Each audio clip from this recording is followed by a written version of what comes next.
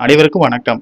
சற்று முன் வெளியான முக்கிய அறிவிப்பின்படி தமிழகம் முழுவதும் ரேஷன் அட்டைதாரர்கள் அனைவரும் பயன்பெறும் வகையில் அவர்களுக்கு முக்கியமான மகிழ்ச்சியான அறிவுகளும் மேலும் குடும்பத் தலைவர்கள் அனைவரும் கவனத்தில் கொள்ளக்கூடிய மிக மிக முக்கியமான அறிவுகள் வெளியாகியுள்ளன.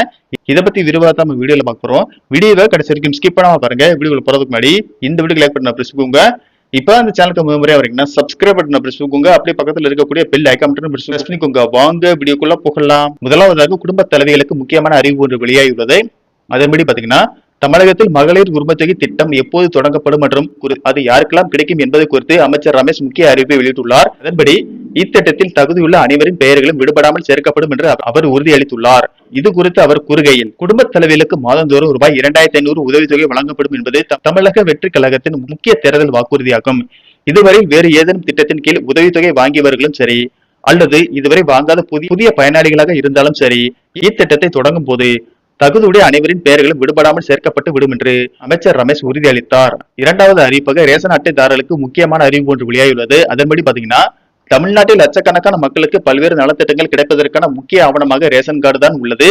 மகளிர் உரிமைத்தொகை, பொங்கல் பரிசு தொகுப்பு உள்ளிட்ட பல்வேறு நலத்திட்டங்களை பெறுவதற்கு ரேஷன் கார்டு தான் அடிப்படையாகும்.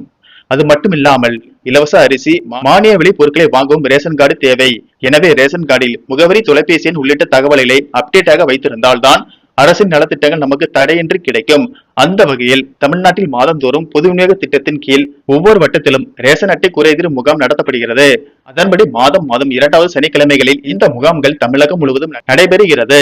காலை 10 மணி முதல் பிப்ரவரி 1 மணி வரை மக்கள் இதில் பங்கேற்று ரேஷன் அட்டை தொடர்பான அனைத்து சேவைகளையும் பெறலாம். குறிப்பாக இலவச அரிசி தொடர்ந்து பெற KYC புதுப்பிப்பது நல்லது. எனவே ரேஷன் கார்டில் திருத்தம் செய்ய வேண்டியவர்கள், KYC புதுப்பிக்க வேண்டியவர்கள் இந்த முகாமுக்கு சென்றால் ஒரே நாளில் வேலையை முடியும்.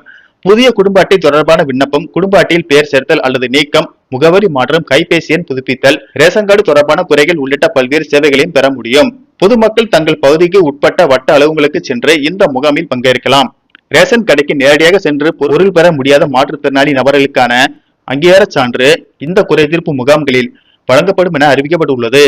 மூன்றாவது அறிவிப்பாக தமிழகத்தில் புதிய ரேஷன் கார்டு அச்சடிக்கும் பணிகள் தற்போது மிக தீவிரமாக நடைபெற்று வருவதாகும். அடுத்த 2 அல்லது 3 வாரங்களில் தகுதியான விண்ணப்பதாரர்களுக்கு புதிய குடும்ப அட்டைகள் வழங்கப்படும் என்று தமிழக உணவுத்துறை அமைச்சர் வெங்கட்ரமணன் தெரிவித்துள்ளார். நன்றி, வணக்கம்.